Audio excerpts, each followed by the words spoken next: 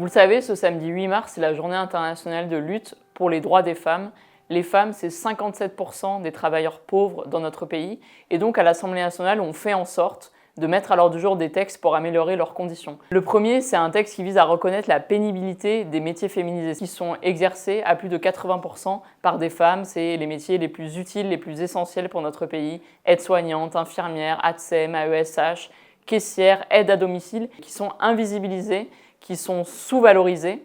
Ces métiers-là, ce qu'on fait, c'est qu'on crée des nouveaux facteurs de risque professionnels, notamment la mise en place de la pénibilité émotionnelle pour que ces femmes puissent bénéficier de la retraite anticipée. Et ensuite, on a un deuxième texte très important qui est un texte qui vise à encadrer le temps partiel contraint. Parce que dans ces travailleurs pauvres, quand on regarde les 4,2 millions de personnes de notre pays qui sont à temps partiel, 83% d'entre eux sont des femmes. Ce texte-là, il est aujourd'hui signé par plus de 90 parlementaires et on doit tous se battre pour qu'il soit mis à l'ordre du jour parce que qu'est-ce qu'il fait ?